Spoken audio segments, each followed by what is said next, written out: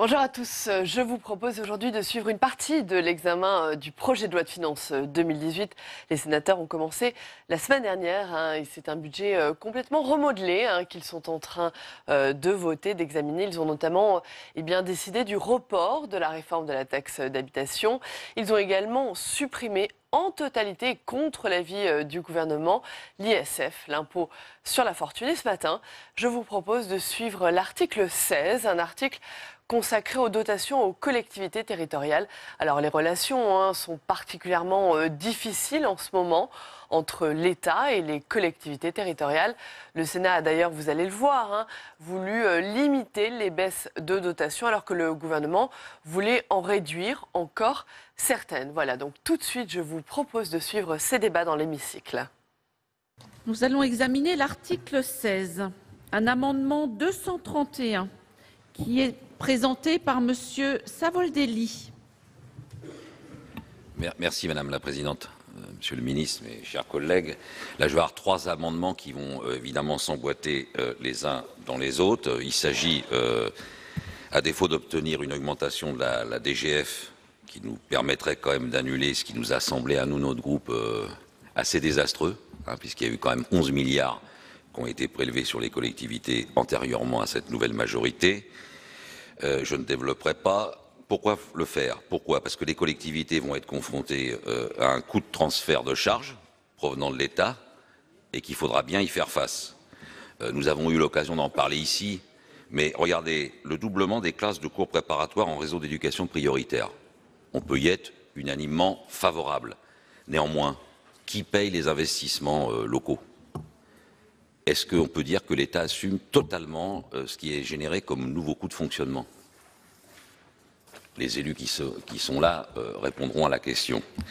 J'ai pu comprendre aussi, sur la foi de l'expérimentation, des petites classes, que l'initiative serait reconduite et élargie aux autres niveaux de l'enseignement primaire. Donc ça va être un nouveau cumul de dépenses pour les collectivités territoriales, en termes d'investissement, mais aussi en termes de fonctionnement. Et s'agissant de l'école, je continue, le fonds d'amorçage destiné à aider les collectivités mettant en œuvre les activités périscolaires a été ponctionné de 136 millions d'euros. Donc si on se met dans la durée, il serait dommageable que les inégalités, qu'elles soient de nature spatiale, sociale et économique, fracturent encore plus la population de notre pays et touchent singulièrement les enfants par une forme de traduction devant l'incapacité ou l'impossibilité pour les élus locaux de répondre par la qualité de service aux défis des nouveaux emplois du temps. D'autant que la suppression ou la compression massive des emplois aidés n'a rien aidé. Et il y a encore un domaine dans lequel l'action des collectivités locales est étroitement dépendante des effets des politiques nationales. Et là, bon nombre d'entre nous avons une expérience au niveau du département. C'est l'ensemble du champ social. Cela commence avec le RSA, dont le coût est d'autant plus élevé que la tendance ces derniers mois est une tendance à la cristallisation de la situation des privés d'emploi, avec un allongement sensible des périodes de chômage des publics les plus vulnérables, je pense aux jeunes de moins de 30 ans ou les salariés de plus de 50 ans. Et cela se poursuit avec les débats toujours ouverts sur la prise en charge de la dépendance et l'autonomie des personnes âgées. D'autant que, année après année, la compensation de la charge par l'État s'avère de plus en plus déconnectée de la réalité des dépenses et qu'il faudra aux collectivités locales les moyens nécessaires pour maintenir la socialisation des plus anciens et de leur donner toute leur place dans la cité. Donc la dotation globale de fonctionnement, telle que nous souhaitons la voir fixée, ne sera pas de trop. Donc c'est au bénéfice de ces observations que nous vous invitons, y compris le rapporteur général, à adopter cet amendement de notre groupe. Toujours dans le cadre des 10 amendements en discussion commune, l'amendement 232. C'est toujours Monsieur Savoldelli. Amendement de repli.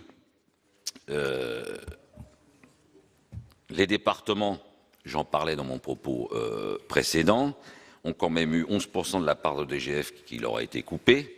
Cela représente 1,1 milliard d'euros. On peut considérer que c'est considérable. Il faut donc sortir les départements de la situation inextricable dans laquelle ils ont été enfermés.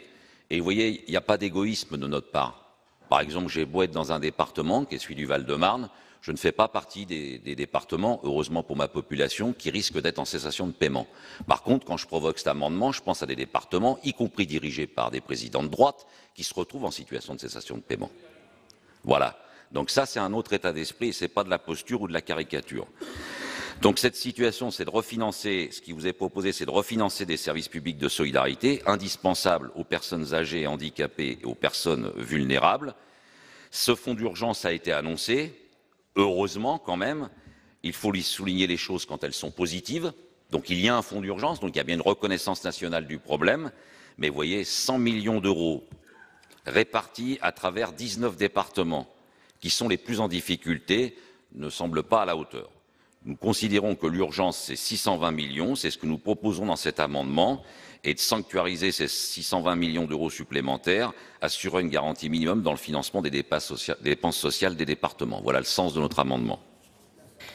Monsieur Savoldelli, vous défendez également le 233 ? Et le 233 également, Madame la Présidente. Là, on retourne sur un débat que nous avons eu ici grâce à une niche d'un autre groupe sur la question de la politique de la ville. Là, je vous rappelle l'appel de Grigny, c'est 800 élus locaux, dont 100 maires, qui ont lancé cet appel. On est là dans une situation, alors là, assez spectaculaire aussi, puisqu'on verse des larmes de crocodile sur les quartiers prioritaires, sur la difficulté des populations, et en même temps, on coupe de 11% le budget de politique de la ville.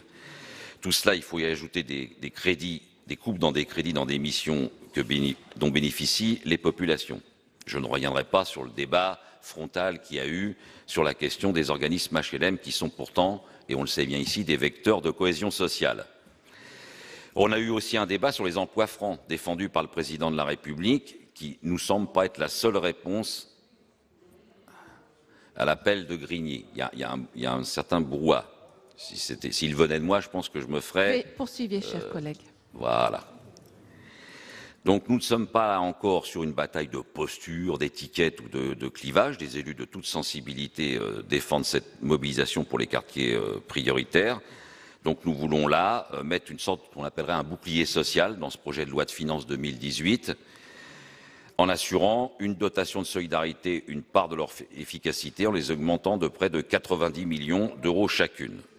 Donc de définir les moyens de l'ouverture d'un fonds prioritaire d'intervention de la politique de la ville, un fonds doté de 100 millions d'euros. Voilà, donc un bouclier social à votre disposition, mesdames et messieurs les sénatrices et les sénateurs.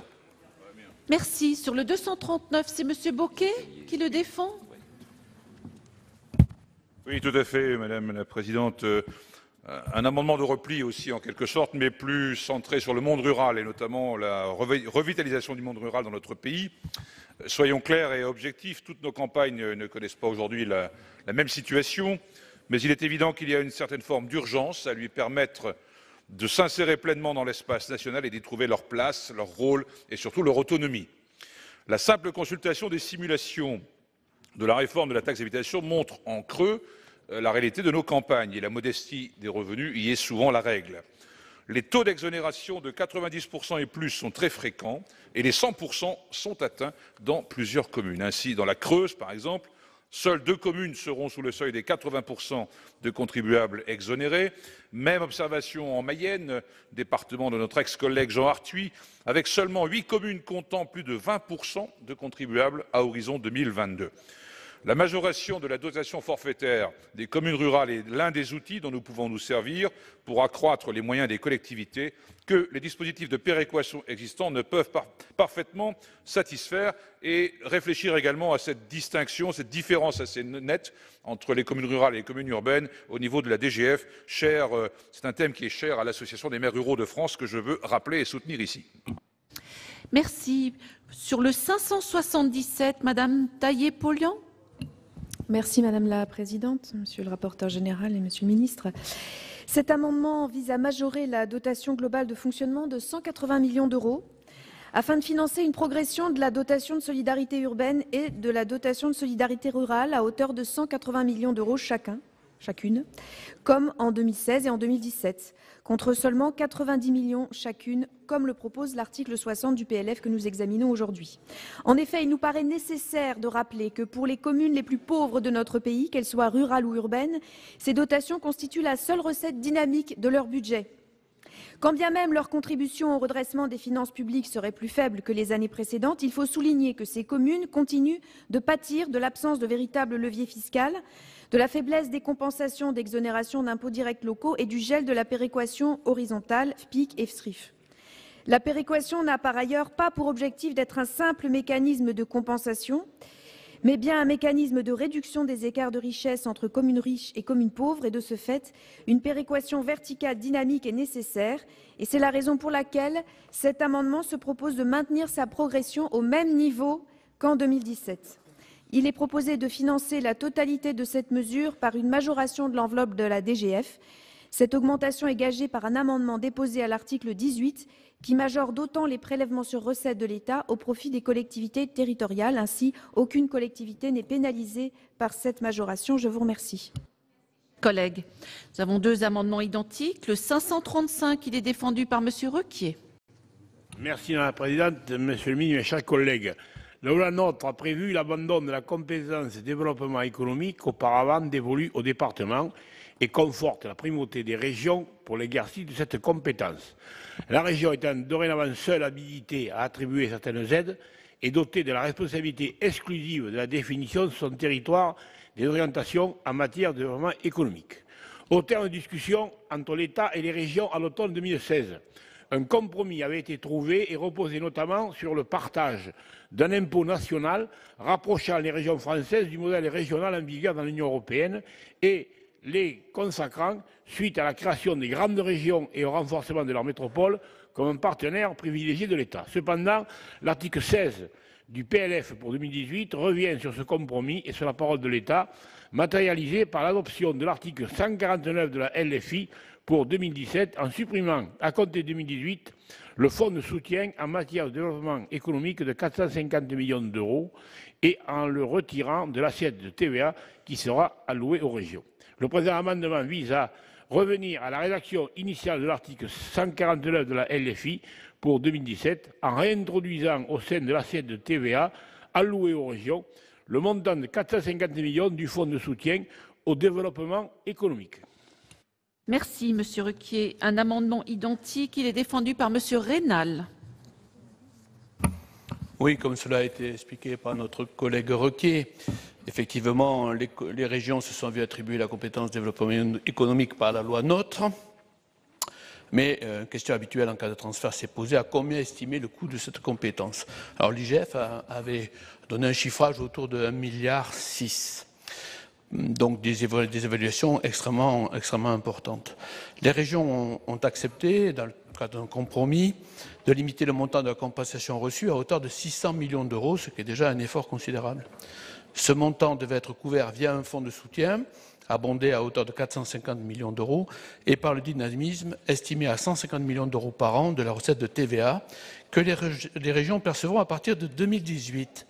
Aujourd'hui, donc, l'article 16 de ce projet de loi, en retirant le fonds de développement économique de l'enveloppe de TVA transférée, revient sur l'accord trouvé entre l'État et la région et les prive au passage des 450 millions d'euros censés compenser l'exercice de la compétence développement économique. Cet amendement, donc le nôtre, comme le précédent, appelle donc au respect de l'équilibre trouvé en 2017 et à la réintégration du fonds de soutien dans l'assiette de TVA transférée. Je dirais également que ce qui nous a déplu dans le débat à l'Assemblée nationale, c'est que l'on comparera les 450 millions d'euros aux finalement 150 millions annuels donnés par la TVA. Donc il y a là quelque chose qui n'est pas raisonnable, puisque l'estimation préalable de l'IGF était de 1,6 milliard. Donc il ne faut pas simplement comparer les 450 millions à 150 millions par an, où là on pourrait penser que finalement c'est pas si mal, mais bien avec le chiffrage premier fait par l'administration de 1,6 milliard. C'est pour ça que les termes du compromis étaient équilibrés et qu'il est anormal que la parole de l'État ne se poursuive pas ou Merci, Monsieur le rapporteur général. Une petite seconde.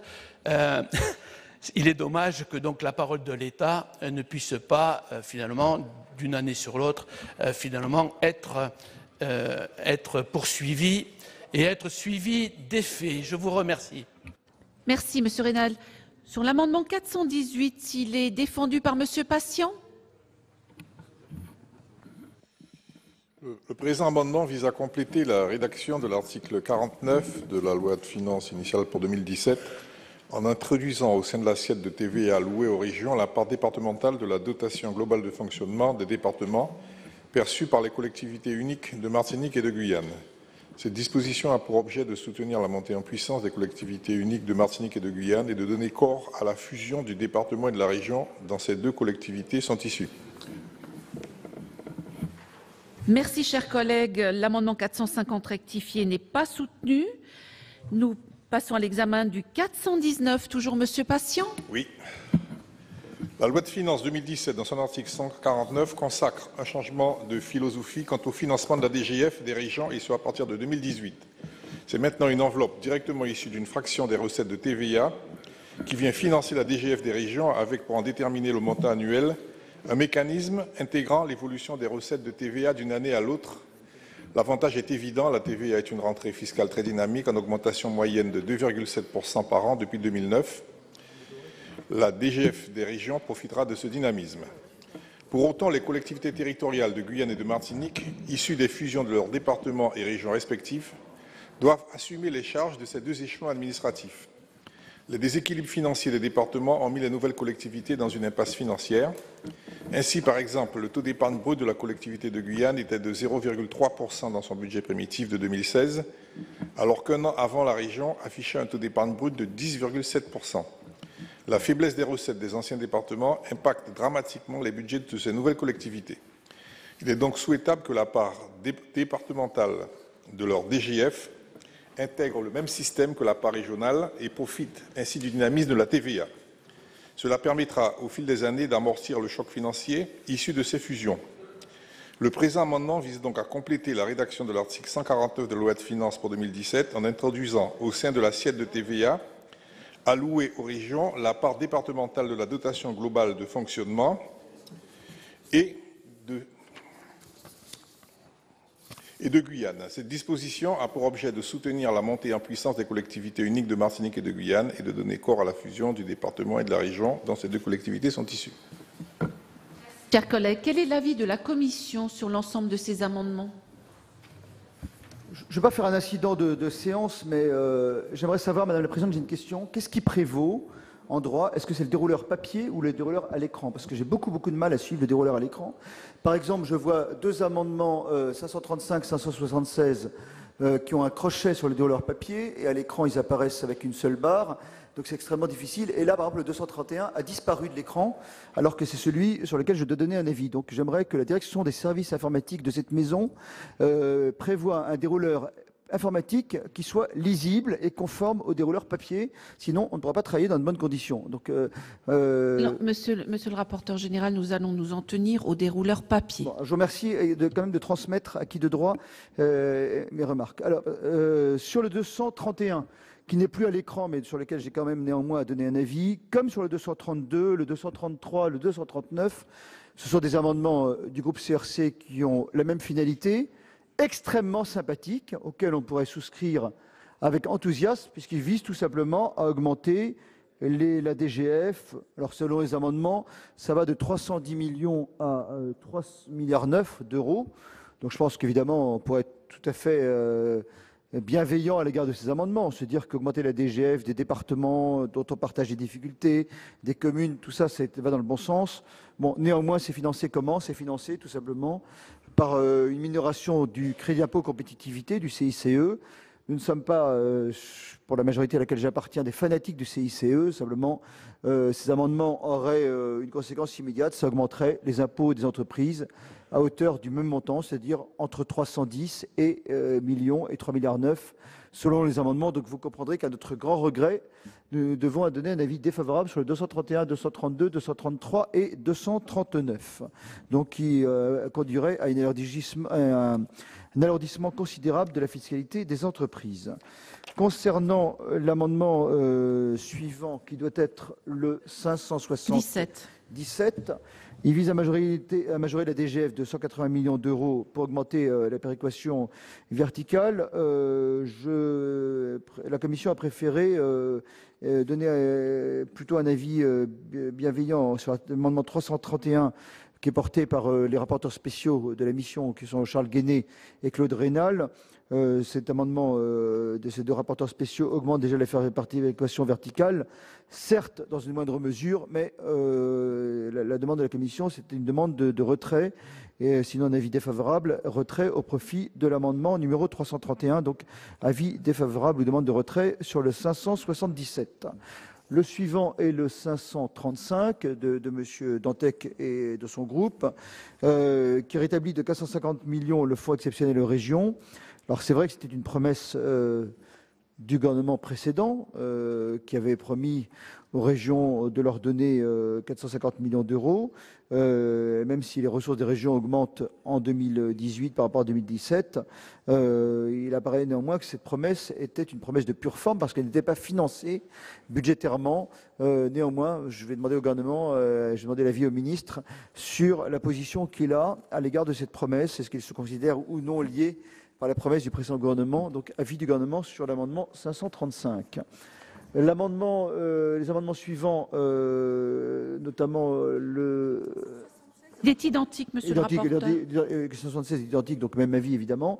Et sur le 418 et le 450, ces amendements concernent cette fois-ci l'outre-mer, en intégrant notamment la DGF départementale pour les collectivités de Guyane et de Martinique à la base de fraction de la TVA. A priori, sur l'amendement 419, l'avis de la Commission est défavorable car ça conduirait à traiter différemment des régions selon qu'elles forment ou non une collectivité unique. En revanche, le problème soulevé par l'amendement 419 nous paraît plus pertinent et c'est la raison pour laquelle je souhaiterais entendre le gouvernement, puisqu'on voit qu'il y a bien un traitement différencié des collectivités ultramarines. Par exemple, s'agissant d'outre-mer, les collectivités, je m'explique aux collègues, perçoivent bien la DGF, mais le montant de cette DGF est tout à fait différent de celui de la métropole. En métropole, c'est 62 € en moyenne, bien sûr, et alors que ce montant se situe plutôt autour de 20 à 40 € concernant les régions outre-mer. C'est un décalage qui interroge, et il y a sans doute des explications. Il faut regarder quels en sont les fondements, et c'est la raison pour laquelle, sur le 419, je souhaite entendre le gouvernement. Est-ce que j'ai bien donné l'avis sur tous les... Simplement, le 418 est bien un avis défavorable. Le 418, je confirme à la présidente, c'est bien un avis défavorable. Très bien, et un avis du gouvernement sur le 419, donc voilà, je résume. Très bien, merci beaucoup. Ouais, merci. Merci, monsieur le rapporteur général. L'avis du gouvernement sur l'ensemble de ces amendements? Merci, Madame la Présidente. Alors, nous rentrons dans les sujets de collectivités locales qui nous sont chers aux uns et aux autres. Sur l'amendement 231, qui vise à augmenter la DGF de 4 milliards d'euros, effectivement, nous approchons du mois de décembre. Néanmoins, vous comprendrez que le gouvernement s'en tienne déjà à la rupture qui consiste à stabiliser la DGF après qu'elle ait diminué tous les ans depuis 2013. Donc, ça sera un avis défavorable. De façon générale, le gouvernement a les mêmes appréciations que la Commission sur cette salve d'amendements. Sur l'amendement 232, qui vise à augmenter la DGF attribuée au département de 590 millions d'euros. Il y a un dispositif qui va arriver prochainement en discussion ici, qui est dans le cadre du collectif budgétaire, la mise en place effectivement du fonds d'urgence de 100 millions d'euros. Par ailleurs, le ministre l'a dit, des comptes publics, il est ouvert dans le cadre du travail contractuel qui va s'engager avec les 319 plus grosses collectivités à ce qu'une réflexion ait lieu par rapport aux allocations individuelles de solidarité. Voilà, doivent-elles être prises en compte ou pas dans la norme d'évolution de la dépense? Et on parle bien d'évolution de la dépense, il n'y a pas de baisse de dépense. Ce point est important. Et donc, c'est un avis défavorable également. Sur l'amendement numéro 233, qui vise à augmenter la DGF de 380 millions d'euros, pour financer une augmentation notamment de la DSU et de la DSR. Je voulais rappeler que au sein de l'enveloppe de DGF qui est, je le rappelle, stabilisée dans le cadre de la copie qui vous est présentée par le gouvernement, Au sein de ce montant, le niveau de péréquation dans le cadre justement de la lutte contre les inégalités territoriales est lui aussi augmenté avec une hausse à parts égales de 180 millions d'euros pour la DSU et la DSR, qui vient après une augmentation soclée de 380 millions d'euros l'année dernière. Donc, pour ces raisons, ce sera également un avis défavorable. Sur l'amendement 239, en fait, lui aussi visait à augmenter la DGF des départements de 590 millions d'euros, donc je m'en réfère aux propos que je viens de tenir, avec du coup un avis défavorable. L'amendement 577, également sur la progression de la DSR et de la DSU, je vous le rappelle, donc on augmente la péréquation cette année dans le PLF d'ores et déjà, et nous souhaitons nous en tenir à ce niveau-là, donc c'est un avis défavorable. Pour l'amendement 535 et 576, les deux amendements sur lesquels la Commission souhaitait entendre le gouvernement, c'est l'amendement relatif effectivement au fonds exceptionnel de soutien aux régions qui avait été institué par la LFI pour 2017. Dans le mot fonds exceptionnel, il y a le mot exceptionnel, et donc ça veut bien dire qu'effectivement, il n'avait pas vocation à être reconduit. J'entends que le précédent gouvernement avait peut-être laissé entendre, avait pris des engagements. C'est vrai que si on prend le chapelet de mines qui a été laissé dans le précédent PLF, qui a conduit d'ailleurs à prendre un certain nombre de mesures de régulation budgétaire cet été, voilà exactement. Force est de constater que nous allons tenir la promesse différemment. Voilà, c'est-à-dire non, on va la tenir différemment. Le gouvernement propose d'affecter de la TVA. La TVA est une recette très dynamique, de l'ordre de plus 5% à l'heure actuelle, en progression. Et donc, ça va permettre aux régions d'avoir 100 millions d'euros de plus par rapport au montant de DGF qu'elles avaient précédemment. Donc, c'est pas rien. Pour donner un petit ordre d'idée, fonds exceptionnel de 450 millions d'euros sur une DGF qui représentait 4 milliards d'euros pour les régions. Quelle collectivité aurait ainsi plus 10% d'attribution? J'en vois assez peu. Et donc, je trouve qu'il faut valoriser justement à juste valeur déjà cette affectation de TVA, encore une fois, recette dynamique et qui produira des effets positifs de l'ordre de plus de 100 millions d'euros dès cette année.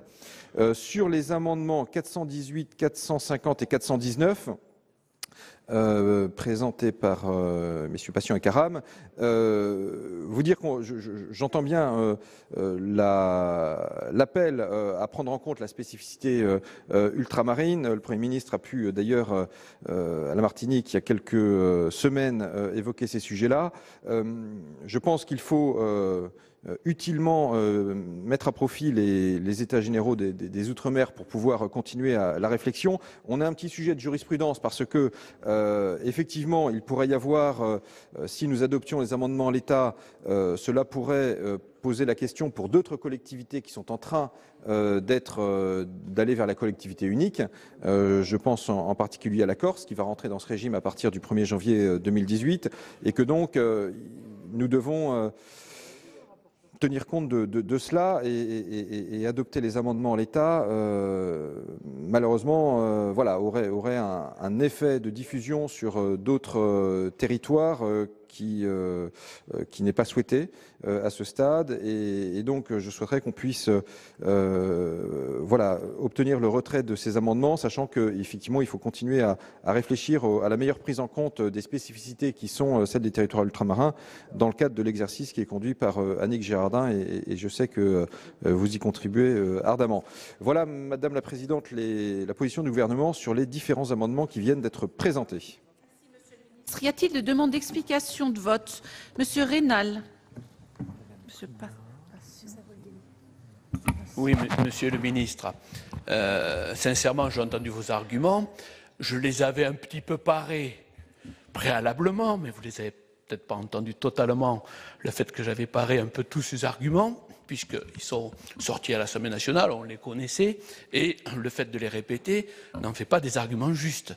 Hein, vous l'admettrez.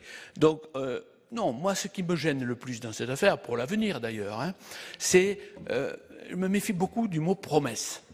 Voilà, je trouve que quand un gouvernement, moi j'ai tendance à dire l'État, quand l'État prend des engagements par rapport à des collectivités, dans un cadre négocié, on n'est pas dans une promesse. On est sur un engagement de l'État. Et moi, je trouve bien que les gouvernements, d'ailleurs, ça a toujours honoré la République, que les gouvernements, passant les uns après les autres, eh bien, on maintienne, on garde les engagements. C'est tout à fait différent d'une promesse. Une promesse, c'est dans un discours électoral, devant des grandes assemblées. Là, on comprend que ça n'engage personne. Mais quand, à Bercy, on se réunit avec des régions et qu'on signe un protocole, ou qu'en tout cas, on ait un accord qui soit exprimé par un gouvernement, ce n'est pas un gouvernement, c'est l'État. Et moi, je pense que pour l'avenir, c'est très inquiétant dans nos négociations. Ça veut dire d'ailleurs qu'il faut arrêter toute négociation entre acteurs un an avant les élections futures. Ça ne sert à rien d'avoir des discussions et donc ça bloque un an sur 5 ans. Voilà, donc ça fait déjà 20% de glaciation de la réflexion entre l'État et qui que ce soit. Non, je pense que ce n'est pas raisonnable.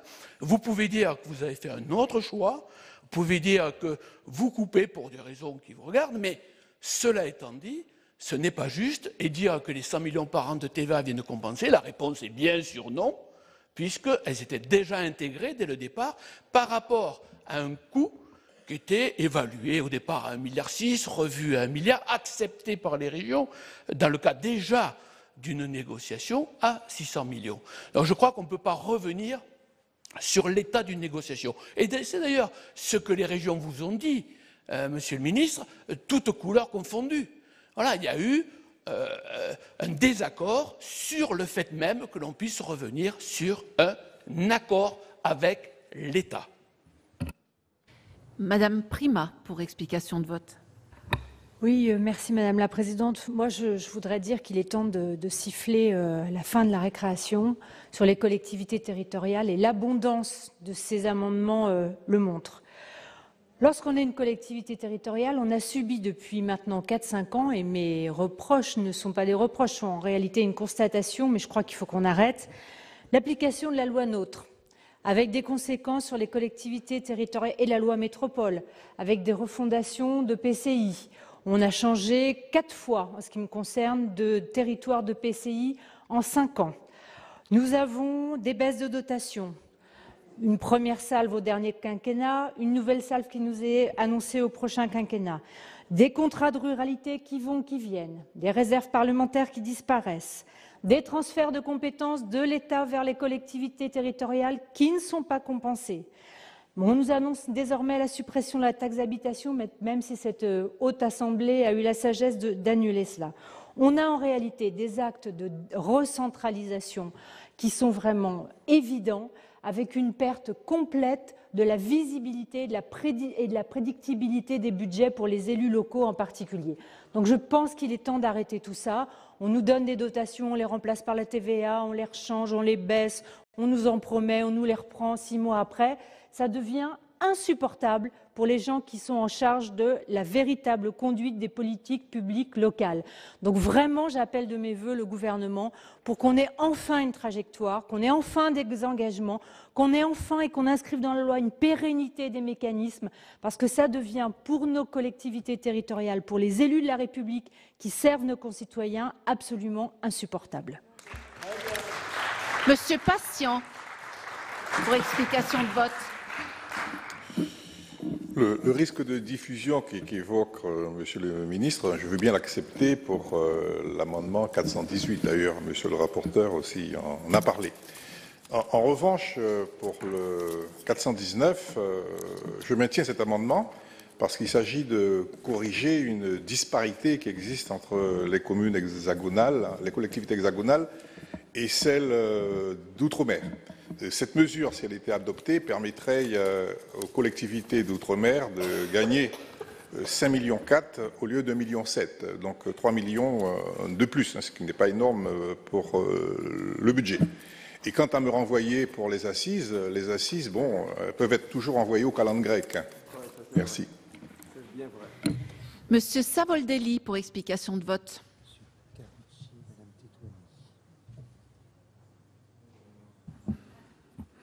On y reviendra peut-être à d'autres occasions, mais le rapporteur général a été très clair et avec des propos très cohérents, puisqu'il a fait le lien entre les exonérations fiscales et les dotations de l'État aux entreprises avec les collectivités territoriales. Ça le mérite de la clarté. Voilà, ça le mérite de la clarté.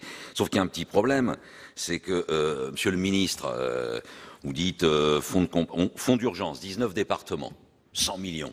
Mais attention, sénateur Savoldelli, groupe communiste républicain et citoyen, vous inquiétez pas, on va avoir un grand moment de dialogue avec les collectivités territoriales. Mais c'est sur une enveloppe fermée, Monsieur le ministre. Alors le dialogue, oui. Mais si vous me dites que vous allez ouvrir le dialogue parce que le gouvernement entend avec les collectivités territoriales réouvrir une décision modificative, c'est-à-dire un collectif budgétaire, voilà. Parce que sinon, c'est bien, mais excusez-moi, pour les élus locaux, c'est de la com'. On se met autour de la table. On se met autour de la table pour dialoguer de la difficulté des communes et des départements en particulier. Là, ça a été évoqué sur un transfert de responsabilité sur les régions, mais c'est enveloppe fermée. Il faut comprendre que chez les élus, moi, Madame Prima, je l'ai applaudi. Où j'ai un problème, c'est qui nous différencie, ma chère collègue, c'est que moi, je n'ai pas voté la suppression de l'ISF. Je n'ai pas voté le fait que, quand même, on va avoir 115 milliards d'exonération aux entreprises. Non mais quand même, vous voyez les chiffres, les discussions qu'on a ici, des fois, sur tel papier d'identité, sur les échelles. Le CICE, CIR, le rapporteur général aussi, une honnêteté politique, une clairvoyance, il le dit. Il y a un vase communicant entre les collectivités territoriales et ces deux dispositifs. Je fais des calculs, peut-être un peu simplistes, mais moins 13 milliards pour les collectivités à venir, plus 12 milliards pour la suite CICE, CIR. Donc voilà, moi je vous le dis, j'ai peur que ça craque, sérieusement quoi. J'ai évoqué la cessation de paiement pour les départements, mais il y a un moment, à force de faire craquer un certain nombre de villes, on y viendra après sur d'autres exemples, les élus vont abandonner leur mandat, quelle que soit leur étiquette politique, parce qu'ils ne sont pas tous animés de faire carrière, etc. L'essentiel des élus sont des bénévoles dans ce pays, et il y a un moment, on va avoir des problèmes de cohésion sociale. Sérieux. Et là, je pense que ça, il faut qu'on se préoccupe autrement que de dire on va dialoguer, on va dialoguer, on va dialoguer, on va dialoguer. Et le fonds d'urgence, il est à 100 millions et c'est à enveloppe fermée. Voilà, donc il faut qu'on sente ça. Merci. Monsieur Carucci pour explication de vote. Oui, Madame la Présidente, Monsieur le Ministre, moi je voudrais revenir, et je suis très gêné d'ailleurs, sur les amendements, sur la capacité pour les régions d'assurer le transfert de compétences développement économique. Je vais dire les choses très clairement. Quand il s'est agi de ce transfert, j'étais moyennement favorable parce que, je l'avais dit au président de région, vous ne faites pas d'illusions, on va vous faire le transfert, la couleur de l'argent, vous verrez beaucoup plus tard. Donc, vous allez avoir la responsabilité et les critiques des entreprises, de l'ensemble des citoyens par rapport à cette capacité et cette compétence développement économique, mais vous n'aurez pas les moyens. On a à l'époque estimé que globalement, budgétairement, ça devait faire 600 millions. On a clairement dit, on va vous faire un fonds de garantie, 450 millions. Maintenant, on dit 150 millions. Et on se dit, quelle est la parole de l'État ? À quoi ça sert de signer un accord, une convention avec l'État? Et pardon de vous dire que pour la région Île-de-France, c'est pour ça que l'agacement est multiple, nous avions, la présidente de région et les présidents préalables de région avaient signé un accord avec le gouvernement, en l'occurrence le gouvernement Manuel Valls, sur le pass Navigo, avec un concours financier. Évidemment, changement de gouvernement, salut et merci. Le concours financier tombe et après on se tourne vers la présidente de région, on lui dit comment madame, vous allez augmenter le prix du pass Navigo? Bien juste de ne pas avoir la moitié de la somme. Je veux dire, à un moment, la gestion des collectivités, qui est celle au plus proche des citoyens, elle doit pouvoir se faire sur des chiffres à peu près stabilisés. Quand l'État dit aux régions, vous aurez 450 millions sur la compétence développement économique, il faut que les régions aient les 450 millions. Ça peut se négocier à la marge. Mais enfin, réduire des 2/3 la capacité en la matière, c'est pas sérieux. Ça veut dire que, franchement, il vaut mieux que les régions ne négocient plus, ne demandent plus de compétences, parce que de toute manière, si après elles n'ont pas la capacité financière, ça n'a pas de sens. Laissez vivre les régions comme elles le peuvent, et ce sera peut-être pas mal. Merci, Monsieur Carucci. Monsieur Laménie, pour explication de vote. Merci Madame la Présidente, Monsieur le Ministre, chers collègues. Bon, le nombre d'amendements qui sont examinés, qui ont été examinés, il en reste de nombreux autres qui ont attrait à cet article 16, bon, montre bien la préoccupation unanime de beaucoup d'élus de base aussi en particulier. Et notre collègue du groupe CRC parlait du bénévolat de beaucoup nombre d'élus. Je partage tout à fait, parce que ce sont des inquiétudes légitimes et l'ampleur des amendements montre réellement ces inquiétudes légitimes. Alors, l'article 16, il est très important déjà en masse financière, au niveau du montant de la DGF, prélèvement. On examine le prélèvement sur les ressources en direction des collectivités territoriales, 27 milliards d'euros, même si on a vu ces dernières années les baisses à hauteur de 2 voire 3 milliards d'euros chaque année de la dotation globale de fonctionnement. Alors, et là, ça vaut à la fois communes, intercommunalités, départements, régions. On voit la situation variable de département à l'autre, d'une commune à l'autre, et ce n'est vraiment pas simple. De l'autre côté, je dirais, on partage, on sait qu'il faut faire des économies à tous les niveaux, mais de l'autre côté, les collectivités territoriales sont des donneurs d'ordre importants pour l'activité du bâtiment et des travaux publics, on le dit, même si on examine le fonctionnement, je crois que c'est aussi la situation de chaque commune, les charges de chaque collectivité qu'on est aussi en train de mesurer. Donc, à ce niveau-là, il faut rester extrêmement prudent en la matière. Je vous remercie. Merci, chers collègues. Madame Tetuani. Merci, Madame la Présidente, Monsieur le Ministre, Monsieur le rapporteur général.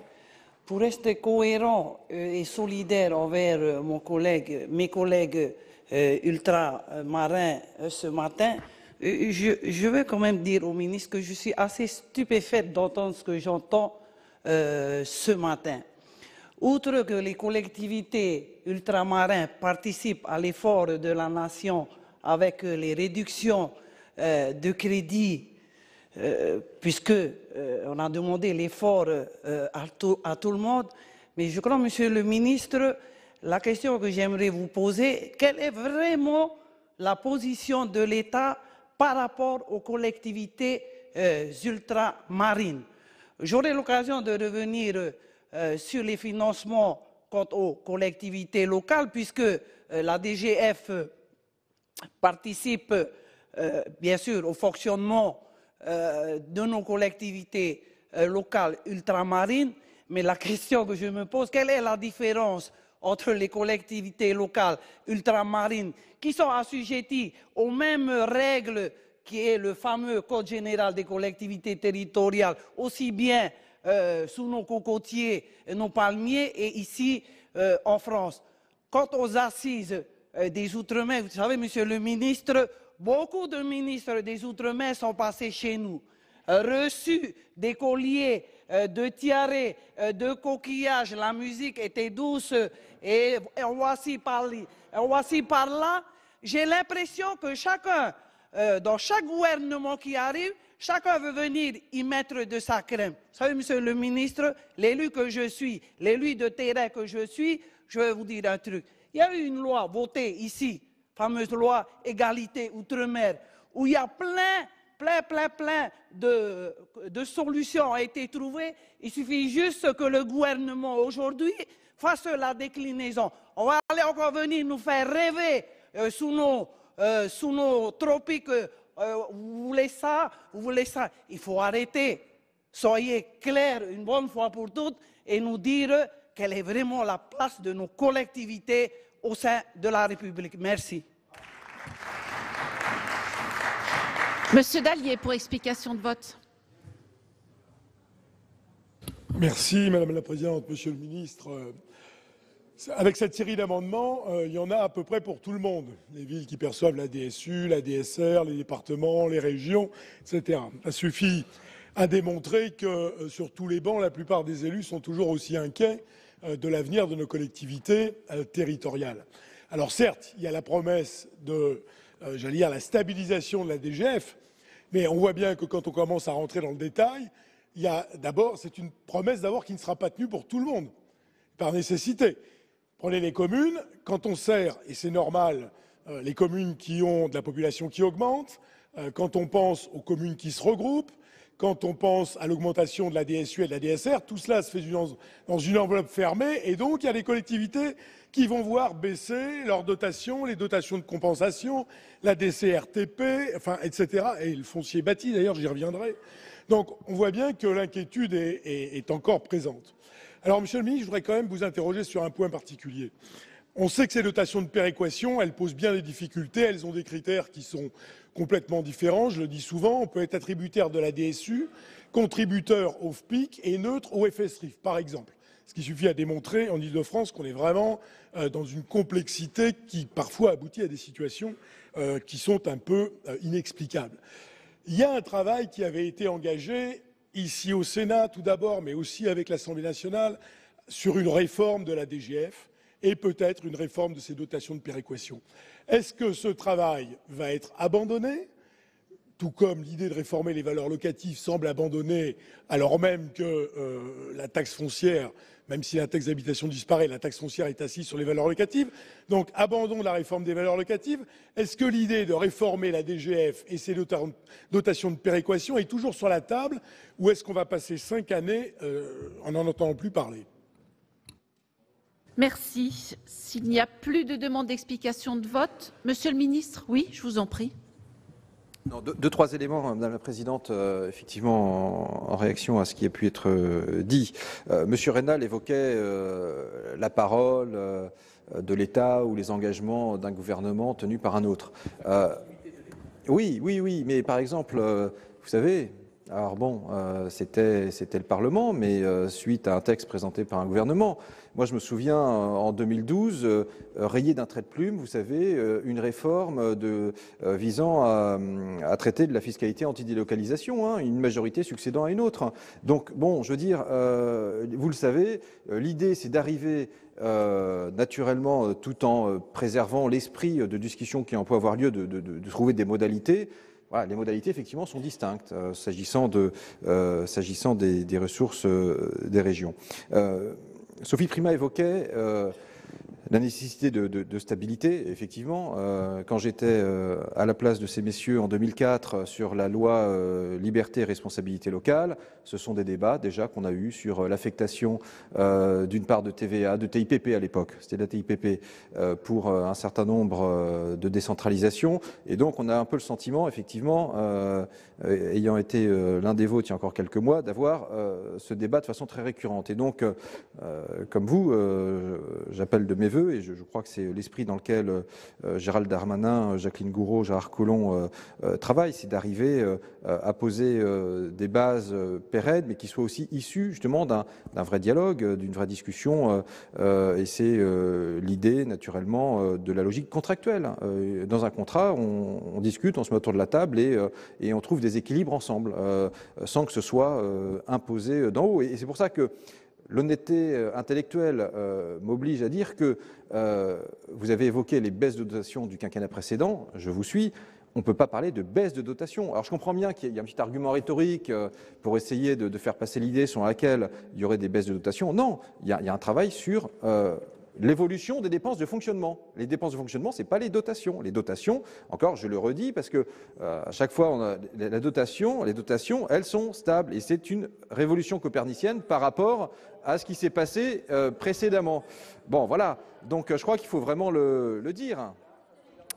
Ensuite, élus de terrain, Madame la sénatrice, voilà, nous le sommes tous. Voilà. Et Et donc l'ancien maire de Vallery, il peut vous dire que, je veux dire, j'ai bien vu ce à quoi avaient conduit les années précédentes en termes de dotation. Oui, chaque année j'avais moins 6 ou moins 7 000 euros à chaque fois de dotation. Donc je sais ce que c'est. Et de ce point de vue-là, sachez qu'on s'attache à vous proposer des mesures qui soient les plus pragmatiques possibles. Et s'agissant des Outre-mer, je pense que naturellement, vous avez eu des processus d'assises il y a plusieurs années, etc. Mais je crois que la démarche que porte Annick Girardin, en sincérité, elle est quand même très ouverte, très inclusive, et que nous n'attendons que ça, que de construire avec vous l'avenir des Outre-mer. S'agissant de la proposition de M. Patient, la DGF des départements d'outre-mer, enfin, je veux dire, elle n'est pas moindre en termes de collectivité, parce que la DGF des régions, les collectivités uniques maintenant, elle est pas calculée par habitant, effectivement, elle est la résultante, vous vous souvenez, de la compensation de la suppression de la part salariale de l'ATP, et donc du coup on est dans d'autres types de schémas, mais je ne méconnais pas qu'il peut y avoir un travail à conduire. Je dis qu'il est compliqué pour le gouvernement de souscrire à une évolution dès aujourd'hui. Voilà. Et donc, je maintiens la demande de retrait. Voilà. À défaut, un avis défavorable à mon regret. Bien, mes chers collègues, s'il n'y a plus de demande d'explication de vote, je vais mettre aux voix l'ensemble des amendements, individuellement, bien sûr. L'amendement 231 avec 2 avis défavorables. Qui est pour? Qui est contre? Il n'est pas adopté. L'amendement 232 avec 2 avis défavorables. Qui est pour? Qui est contre? Il n'est pas adopté. L'amendement 233 avec 2 avis défavorables. Qui est pour? Qui est contre? Il n'est pas adopté. L'amendement 239 avec 2 avis défavorables. Qui est pour? Qui est contre? Il n'est pas adopté. L'amendement 577 avec 2 avis défavorables. Qui est pour? Qui est contre? Il n'est pas adopté. L'amendement 535 et le 576 identiques. 2 avis défavorables. Qui est pour? Qui est contre? Ils ne sont pas adoptés. L'amendement 418 avec 2 avis défavorables. Qui est pour? Qui est contre? Il n'est pas adopté. Et enfin, l'amendement 419 avec une demande de retrait du gouvernement, sinon avis défavorable. Il n'est pas retiré, Monsieur Patient, n'est-ce pas? Donc je le mets aux voix. Qui est pour? Qui est contre? Il est... Attendez. Je vais reprocéder. Donc, je vous rappelle qu'il y a une demande de retrait du gouvernement et la Commission a demandé l'avis du gouvernement sur cet amendement, le 419. Qui est pour?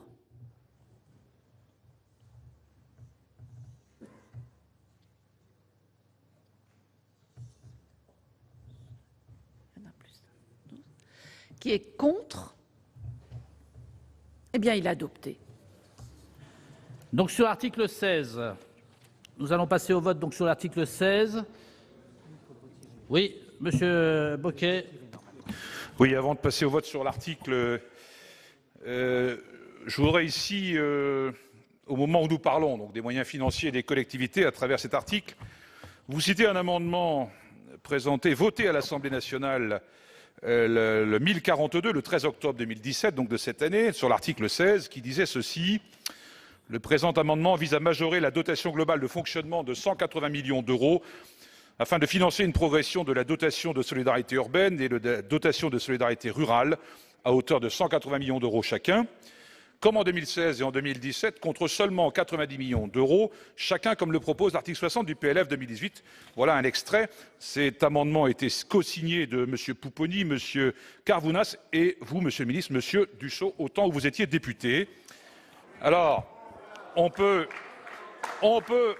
appeler ça la dialectique, la contradiction dans les discours et les comportements, mais comme disent les philosophes, la contradiction de la contradiction n'est pas une annulation, mais une locomotive fondamentale de la dynamique. Monsieur Macron président philosophe, après la philosophie marxiste, vient d'inventer la philosophie marxiste. Merci, chers collègues. Donc, nous passons au vote sur l'article 16. Qui est pour l'article 16? Qui est contre? Qui s'abstient? Il est adopté. Donc, après l'article 16, je suis saisi d'un certain nombre d'amendements. Le 154 rectifié n'est pas soutenu. L'amendement 398 rectifié, Monsieur Delège. Merci, Monsieur le Président. Cet amendement se situe dans le prolongement de la loi de décembre 2016 sur l'accès aux soins. Effectivement, il a pour objectif de rendre éligibles au FCTVA les zones qui sont classées à surveiller et fragiles. Ce n'est pas le cas aujourd'hui, c'est pour le moins paradoxal, c'est-à-dire qu'on attend qu'une zone soit devenue un désert médical pour essayer d'y remédier. Et donc nous avons le cas d'un certain nombre de maisons médicales qui ont été construites à l'initiative de communes ou de PCI, et le préfet s'est réfugié derrière cet argument pour ne pas permettre l'éligibilité au fonds de compensation de la TVA. J'ajoute que cet amendement tel qu'il a été rédigé se situe dans le prolongement des débats que nous avons eus la semaine dernière sur les zones rurales, zones de revitalisation rurale. Voilà l'objet de cet amendement. Il s'agit d'anticiper la possibilité pour les territoires fragiles sur le plan médical de pouvoir réaliser des maisons médicales et des investissements. Merci, chers collègues. L'avis de la Commission, Monsieur le rapporteur. Monsieur le Président, Monsieur le Ministre, mes chers collègues, Dominique Delège insiste sur un des sujets de préoccupation majeure qui va s'amplifier dans les années à venir avec le départ à la retraite de nombreux praticiens de santé, problème qui existe déjà dans les zones rurales. Je m'adresse à l'ancien président ou actuel président, je ne sais rien encore, ancien président pardon, de l'association des petites villes de France, mais qui se pose également dans certaines zones urbaines maintenant, où du fait des départs à la retraite des praticiens, on a des phénomènes de désertification médicale de plus en plus importants. Et il est vrai que le zonage n'est pas toujours pertinent entre les zones à surveiller, les zones blanches, les zones rouges, et ne donne pas toujours les effets escomptés quant à la construction des maisons médicales. Donc je pense que l'amendement est pertinent et il a également pour intention de prévenir plutôt que de guérir. C'est-à-dire que si on attend que les zones soient dans des zones de soins insuffisantes pour construire des maisons de santé, il est presque trop tard. Et donc, il faut en construire lorsqu'il est encore temps. Et donc, je pense que l'amendement va dans le bon sens. Je ne sais pas quel est l'impact. On n'a pas pu le mesurer compte tenu du faible temps dont a disposé la Commission pour examiner l'amendement. Donc, je souhaiterais entendre le gouvernement. Mais sous cette réserve-là, la Commission voit plutôt d'un bon œil cet amendement. Je disais sous réserve dans le gouvernement et de mesurer l'impact, notamment budgétaire, que peut représenter un tel amendement qui, encore une fois, est sur un sujet qui est important aujourd'hui, mais qui va devenir catastrophique dans les années à venir. Merci, Monsieur le rapporteur, Monsieur le ministre. Merci, Monsieur le Président. C'est une demande de retrait pour les raisons que je vais évoquer. Le plan de lutte contre la désertification médicale a été présenté tout récemment et la plupart des associations d'élus locaux ont salué les efforts qui ont été faits, notamment pour lutter contre la désertification médicale. Et il y a dans votre proposition la volonté d'élargir le bénéfice du FCTVA aux territoires qui sont considérés comme étant à surveiller, avec deux difficultés. La première difficulté tient au fait que ce zonage-là n'est pas forcément ni nécessairement le plus stabilisé. La deuxième, c'est que dans la mesure où il s'agirait d'une dépense pour l'État qui serait fonction du niveau d'investissement des collectivités, son évaluation est particulièrement difficile. Je voudrais par contre ajouter qu'aujourd'hui, le FCTVA est ouvert aux collectivités qui investissent en matière de maisons de santé, à la fois dans les zones qui sont classées en désertification médicale, mais aussi dans les zones classées territoire de développement prioritaire et dans les zones de revitalisation rurale. Si la connaissance que j'ai de la carte des risques de désertification médicale s'avère encore actuelle, les ZRR et les zones considérées comme des territoires de développement prioritaire recouvrent largement les zones qui pourraient être classées dans les territoires à surveiller. Donc le dispositif actuel nous paraît suffisamment efficace, en tout cas suffisamment pour ne pas pouvoir soutenir votre proposition dans la mesure où nous avons cette difficulté d'évaluation. Donc c'est une demande de retrait ou à défaut un avis défavorable. Monsieur Delège, pour explication de vote. D'abord pour dire au ministre que je le regrette, mais je ne retire pas mon amendement. Et je ne le retire pas parce que vous m'avez convaincu qu'il ne fallait pas le retirer, Monsieur le ministre. Vous avez commencé par me dire que c'était un très bon amendement puisqu'il se situait dans le prolongement du plan de lutte mis en place par le gouvernement pour éviter les déserts médicaux. Et vous ajoutez aussitôt, d'ailleurs, dans le cadre de ce plan de lutte, nous sommes tout à fait favorables à la demande des associations d'élus pour aller dans le sens que vous proposez, c'est-à-dire l'éligibilité au fonds de compensation de la TVA. Donc, compte tenu des explications que vous venez de me donner, je suis convaincu que vous pensez que cet amendement est excellent, mais il vous arrive quelquefois de changer d'avis et de ne pas exprimer le fond de votre pensée, et donc je vais l'exprimer à votre place. C'est un très bon amendement. Je suis sûr que s'il avait été présenté à l'Assemblée il y a 15 jours, vous l'auriez voté. Merci. Merci, chers collègues. Madame Goulet, pour explication de vote. Oui, Monsieur le Président, Monsieur le Ministre, c'est un amendement qu'on va soutenir dès demain. On a déjà eu beaucoup de difficultés dans le PLFSS à faire entendre raison sur les questions de démographie médicale. Dans les départements qui anticipent, les difficultés sont extrêmement nombreuses. Donc cet amendement va dans le bon sens. Au mieux, il fait double emploi avec ce qui existerait déjà, et c'est pas très grave. Il vaut mieux prévenir que guérir en l'espèce. Et dans l'hypothèse où il y aurait une zone qui ne serait pas couverte, cet amendement assurerait la couverture des zones en question. Donc nous allons évidemment voter cet amendement. Merci, chers collègues. Donc, je vais mettre aux voix l'amendement 398 rectifié qui a été vu d'un bon œil par la Commission et un avis défavorable du gouvernement. Qui est pour? Qui est contre? Qui s'abstient? Il est adopté. Nous poursuivons avec deux amendements en discussion commune. Le 331, c'est M. Reynal qui le défend.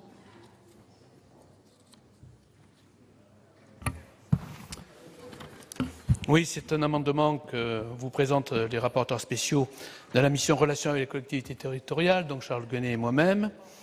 Nous avons relevé dans notre rapport spécial sur le projet de loi de finances pour 2018 que les crédits de la dotation d'action parlementaire, dite réserve parlementaire, destinés aux collectivités territoriales en 2017 n'ont pas été entièrement redéployés. Ces crédits s'élevaient à 86 millions d'euros en 2017, dont 45 provenant de la dotation des sénateurs et 41 de la dotation répartie par les députés. Sur ce total de 86 millions, 50 millions d'euros ont été reconduits pour abonder la dotation d'équipement des territoires ruraux. Le présent amendement ne vise pas à recréer évidemment la dotation d'action parlementaire puisqu'elle a été supprimée. Le gouvernement a justifié cette suppression par ses modalités d'attribution. En revanche, son utilité pour soutenir les territoires n'a pas été contestée. C'est pourquoi le présent amendement vise seulement à rétablir les 36 millions d'euros manquants en proposant de les cibler, puisqu'il faut le faire dans l'amendement, de les cibler sur les territoires particulièrement vulnérables, bénéficiaires de la DSU ou de la DSR. Cet amendement conduirait à majorer de 1% les crédits de chacune de ces dotations. Merci, chers collègues. Donc, nous avons dans la discussion commune le 558 rectifié bis. Qui le défend? C'est le même. Donc, il est défendu? Défendu. Donc, l'avis de la commission, monsieur le rapporteur. Écoutez, ces deux amendements sont les bienvenus et je pense que le gouvernement devrait y être favorable parce qu'à l'Assemblée, il a été favorable ou en tout cas a été voté un amendement qui abonde les crédits de la mission jeunesse, sport, vie associative pour compenser en quelque sorte la suppression de la dotation d'action parlementaire relative aux associations. Vous savez que le Sénat, du moins dans sa majorité, avait une appréciation nuancée sur la dotation d'action parlementaire et au Sénat, elle était très largement concentrée et quasiment exclusivement concentrée sur certains bancs sur les collectivités et en particulier sur les plus petites d'entre elles. Et c'était un soutien indispensable à l'investissement, je le disais, en particulier des petites communes. Et ici, au Sénat, était finalement assez peu utilisée la possibilité d'affecter une partie de ces dotations d'action parlementaire aux associations. Donc l'Assemblée nationale a rétabli, je vous le disais, des crédits en faveur de la vie associative. Nous faisons le pendant, nous rétablissons, nous abondons à travers ces amendements, si nous les votons, nous abonderons les crédits destinés au soutien à l'investissement public local, en particulier pour les petites communes. Et donc les deux amendements portés par les deux rapporteurs spéciaux, Claude Raynal et Charles Guené, à travers le 331, ou l'amendement du groupe LR qui porte le numéro 558, sont les bienvenus puisqu'ils visent tout simplement à abonder les crédits manquants, rétablir en quelque sorte les crédits manquants, 36 millions de la dotation qui était autrefois octroyée à travers la dotation d'action parlementaire, et bien sûr en les ciblant sur les communes qui en ont le plus besoin, c'est-à-dire celles qui sont éligibles à la DSU ou d'une part ou à la DSR. Donc je pense que cet amendement est bienvenu, sinon nous aurions un trou, un risque quant à l'investissement local. On peut dire ce qu'on veut, encore une fois la dotation d'action parlementaire, le débat appartient maintenant au passé. En revanche, le risque est là, avoir des communes qui se trouvent avec des difficultés de financement pour les projets, et bien sûr ce sont souvent les plus petites d'entre elles. Donc en abordant les crédits à 36 millions d'euros, eh bien nous rétablissons en quelque sorte une injustice, et je le disais, le gagnant devrait voir cet amendement d'un bon oeil puisqu'il a fait le pendant sur la vie associative. Donc je vous demande, chers collègues, d'apporter un soutien à ces deux amendements sur lesquels la Commission a émis un avis favorable. Merci Monsieur le rapporteur. Monsieur le ministre, pour avis. Merci, Monsieur le Président. J'ai le pressentiment que l'amendement va être adopté, quel que soit l'avis que j'aurai à formuler. Quelques mots en partant d'abord du principe que l'arbitrage du gouvernement est défavorable à cet amendement. Donc, je commence par là, défavorable, Monsieur le rapporteur général, en rappelant trois choses. La première, c'est que pour la première année, depuis maintenant 5 ans, la DGF est stable et c'est une avancée. Et je prends toute ma responsabilité dans le fait qu'elle ait baissé les 4 années précédentes, puisque j'étais dans la majorité présidentielle qui a voté les baisses de dotation. La deuxième chose, en écho à l'explication de vote du sénateur Bocquet tout à l'heure, c'est que effectivement la DSU, la DSR progressent pour un total de 180 millions d'euros, ce qui est, et j'ai eu l'occasion de le dire dans une intervention précédente, une progression à noter, mais moins forte que les années précédentes, y compris parce que des progressions toujours aussi fortes ont des conséquences sur les variables d'ajustement telles qu'on les a rappelées tout à l'heure. Et puis enfin, en réponse, ou en tout cas en écho aux propos du rapporteur général, préciser que l'Assemblée nationale a voté un amendement permettant d'affecter 25 millions d'euros à la vie associative, non pas en compensation de la réserve parlementaire. Vous avez rappelé à juste titre que la loi organique l'avait supprimé. Mais pour continuer à aider les associations, nous avons aussi adopté un autre amendement qui a permis de prendre 50 millions d'euros qui étaient prévus dans le cadre de contrats de modernisation qui auraient été soumis à des conditions d'économie en dépenses de fonctionnement pour les ajouter à la DETR, considérant qu'en les ajoutant au crédit prévu pour la DETR, l'aide à l'investissement serait plus directe qu'en les maintenant sur un contrat qui aurait été conditionné à des réductions de dépenses de fonctionnement. Donc, je le répète, la position du gouvernement est défavorable, même si j'ai compris le sens du vote de votre Assemblée. Merci Monsieur le ministre. Madame Lavarde, pour explication de vote. Oui, Monsieur le Président. Donc sur cet amendement, sur ces amendements, je m'abstiendrai. Je vais vous expliquer pourquoi. Donc, bon, d'un certain côté, on ne peut pas être contre l'augmentation de l'enveloppe qui vise à finalement réallouer vers les territoires ce qu'il existait dans l'ancien système. Par contre, sur les modalités de reversement, d'une part, à l'Assemblée nationale, les fonds qui étaient fléchés vers la DSIL ont été transférés vers la DETR, ce qui crée une première rupture d'égalité, puisque finalement un certain nombre de communes de notre territoire ne sont pas éligibles à la DETR alors qu'ils l'étaient à la DSIL. Enfin, dans les modalités de répartition qui sont présentées pour l'enveloppe supplémentaire, de nouveau la DSU et la DSR ne sont pas accessibles à l'ensemble des territoires. Je souligne juste que dans l'ancien système, il y avait une égalité entre chaque parlementaire de la République qui pouvait allouer des fonds vers son territoire, quelle que soit sa structure et son nombre d'habitants. Alors j'entends bien les critiques qui ont pu être faites sur certaines mauvaises utilisations des fonds par les associations. Il faut voir qu'effectivement, entre le monde rural et le monde urbain, les structures associatives ne sont pas de la même nature et n'ont pas le même type de fonctionnement, n'ont pas la même organisation. Donc le nouveau système, les nouvelles modalités ne sont pas du tout équivalentes à celles de l'ancien système et créent une certaine inégalité en fonction des zones de la République. Merci. Monsieur Laménie, pour explication de vote.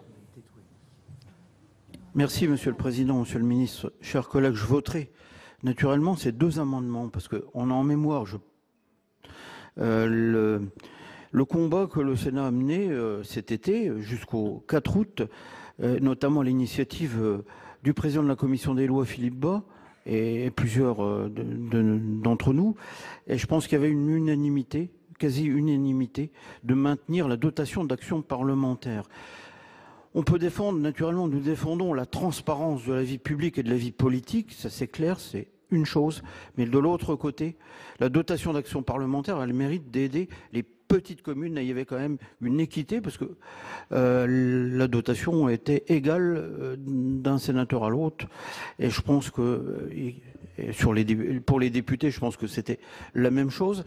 Mais ces montants-là, 130 000 ou 140 000 euros, bon, on pouvait d'une certaine manière, je dirais, satisfaire des demandes qui n'étaient pas honorées par les financements classiques des ETR, FSIL ou les aides éventuelles des régions et départements. C'était vraiment un soutien aux petites communes et pour l'investissement des petites communes parce qu'on arrivait à financer des projets qui n'avaient pas d'autres aides. Et ça tournait parfois entre 1 000 euros et 8 000 ou 10 000 euros, mais ça restait tout à fait, je dirais, transparent. Et je pense que là-dessus, on ne peut que regretter cette décision. Et c'était aussi des investissements que les communes faisaient. Monsieur le ministre, vous parlez du maintien de la DGF, mais la DGF, c'est le fonctionnement. Là, la dotation d'action parlementaire, c'est pour financer l'investissement. Donc c'est aussi pour donner de l'activité au secteur bâtiment, à travaux publics, même pour des projets modestes. Donc je crois qu'il faut aussi faire la différence donc, à ce niveau-là. Donc c'est pourquoi je soutiendrai aussi avec conviction ces deux amendements. Je vous remercie. Et Monsieur Husson, pour explication de vote. Oui, dans le droit fil à la fois du point de vue exprimé par, pour l'instant, Christine Lavarde et Marc Laménie. D'abord, comme Christine Lavarde, moi je suis attaché au respect d'une équité entre les territoires. Et puisque la réserve parlementaire hier était du même montant, quel que soit le territoire qu'on représentait, on va expliquer que c'était plutôt et majoritairement en faveur du territoire rural, ce qui me paraissait assez logique et assez compréhensible. Marc Laménie a rappelé, Monsieur le ministre, ça m'étonne que vous mélangiez les choux, les navets et les carottes. Comment mélanger le fonctionnement et l'investissement? Très honnêtement, pour un début dans vos nouvelles fonctions, ce qui me permet de vous féliciter, en tous les cas des félicitations toutes républicaines, je suis quand même surpris que vous alliez dans ce type de mélange. Troisième élément, moi c'est assez simple, j'ai entendu ce que le gouvernement avait annoncé quand il a utilisé aveuglément le rabot. À l'époque, il avait dit, mais ne vous inquiétez pas, on maintiendra l'enveloppe. Donc moi, 86 millions moins 36 égale 50, il n'y a pas besoin de faire le compte est bon pour dire que le gouvernement a tout faux.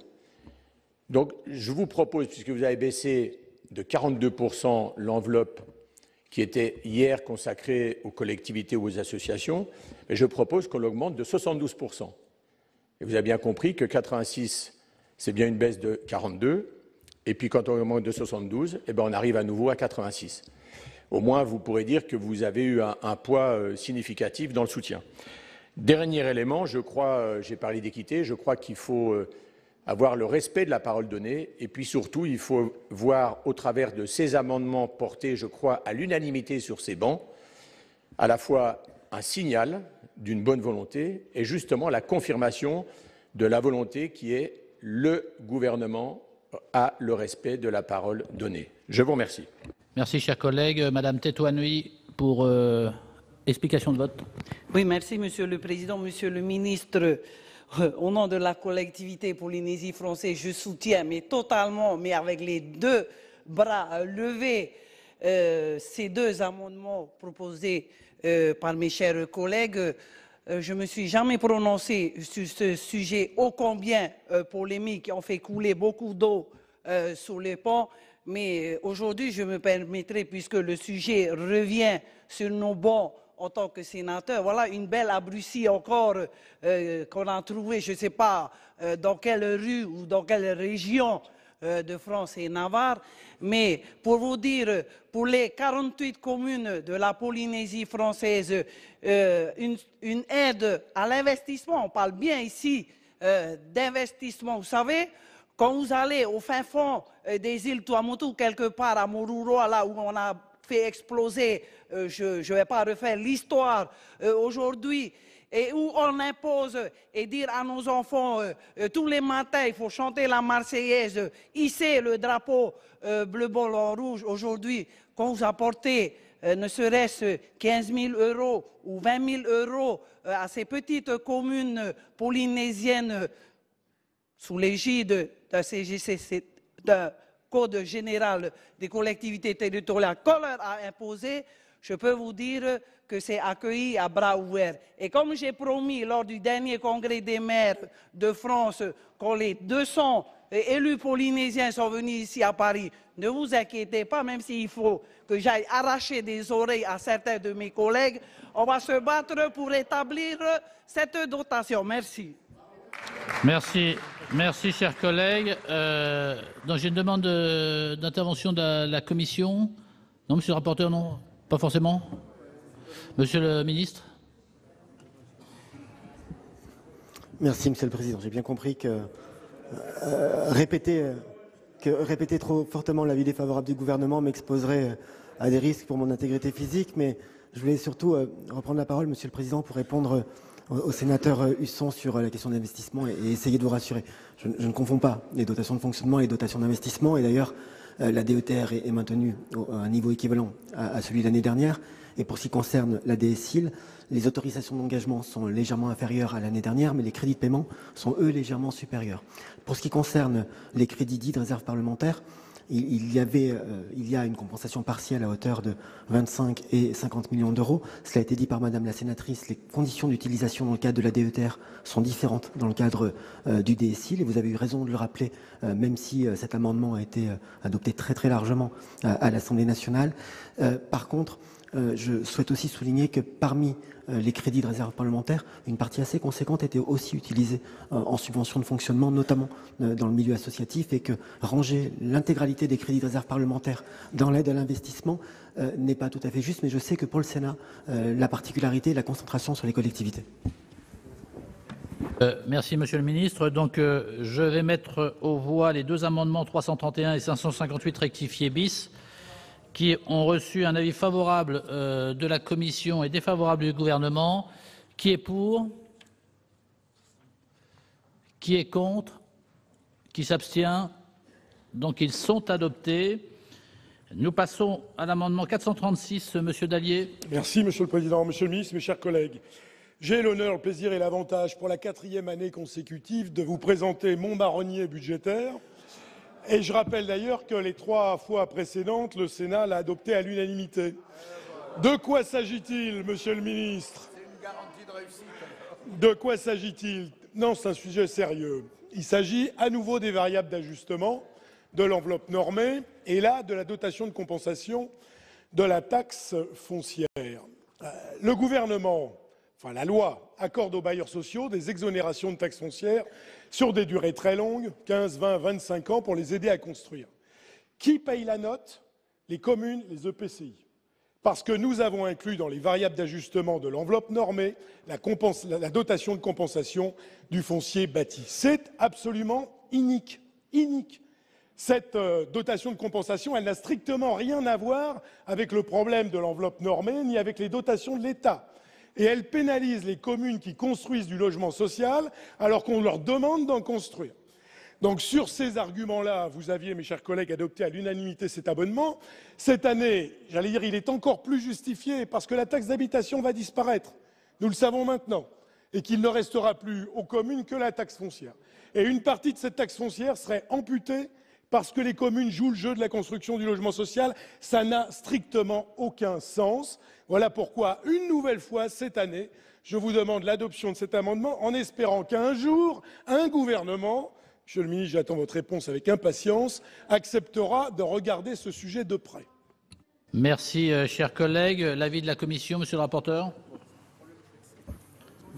Vous avez deviné l'avis de la Commission. Donc, 4e fois. Donc, l'année dernière, ça avait donné lieu à un avis unanime. C'est vrai que la question de la compensation à travers ce qui se passe en matière de logement social est une question donc on pourrait débattre indéfiniment et j'espère qu'on aura une réponse un peu plus conséquente cette année. Avis favorable. Merci, Monsieur le Ministre. Merci, Monsieur le Président. Le défi est difficile à relever, puisque M. Dallier a prévenu l'unanimité 4 fois consécutives. 3 fois, pardon. Peut-être ai-je anticipé. En tout cas, l'avis du gouvernement est défavorable pour une raison, qui renvoie au débat que nous avons eu tout à l'heure sur les variables d'ajustement. C'est que la sortie de cette allocation du périmètre des variables d'ajustement se traduirait par une augmentation du taux de minoration sur les autres variables d'ajustement. Et donc c'est la raison pour laquelle l'avis est défavorable. Merci, Monsieur le Ministre. Donc je mets aux voix l'amendement. Pardon, Monsieur Dallier pour explication de vote. Non, en l'occurrence, c'est le budget de l'État qui va payer, tel que mon amendement est rédigé. Mais, enfin, j'allais dire peu importe, Monsieur le Ministre. Moi, je souhaite qu'à nouveau on remette le sujet sur la table et qu'on ne me réponde plus là. C'est un sujet de fond. Pourquoi la compensation de l'exotaxe foncière fait partie des variables d'ajustement? Ça n'a aucun sens. À ce moment-là, mettez-y les compensations de taxes d'habitation. Ça n'aurait pas plus de sens. Donc vous pénalisez les villes qui construisent du logement social. Enfin, franchement, alors pas de réponse de cette nature-là. Dites-moi, on va regarder ça, ce que vous voulez, mais ne me répondez pas ça, c'est pas possible. Merci, Monsieur le Ministre. Juste pour ajouter, Monsieur le Président, que cela renvoie véritablement au débat que nous avons eu sur les variables d'ajustement, que c'est aussi une des raisons qui amène dans ce projet de loi de finances à figer le taux de minoration. Ça n'améliore pas la situation par rapport à ce que vous dites, ça évite simplement de la dégrader. Et j'espère que ce que nous avons évoqué sur la refonte, tant de la fiscalité locale que du modèle de financement, permettra d'y répondre. En tout cas, c'est le souhait que je forme aujourd'hui et que j'espère, avec les uns et les autres, pouvoir réaliser. Et Monsieur le Ministre, mes chers collègues, donc je mets aux voix l'amendement 436 qui a reçu un avis favorable de la Commission et défavorable du Gouvernement. Qui est pour?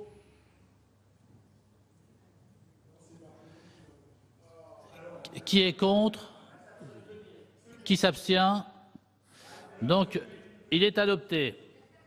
Voilà donc pour une partie des débats autour du projet de loi de finances 2018, un texte que les sénateurs examinent depuis la semaine dernière. Cet après-midi, ils vont voter la première partie sur la fiscalité. Vous avez donc pu suivre les débats autour de l'article 16, un article qui était consacré aux dotations aux collectivités, alors que les relations sont particulièrement difficiles en ce moment entre l'État et les collectivités. Le Sénat, vous l'avez vu, a d'ailleurs limité les baisses de dotations, alors que le gouvernement voulait en réduire certaines. Vous pouvez bien sûr revoir ce programme sur notre site internet publicsénat.fr.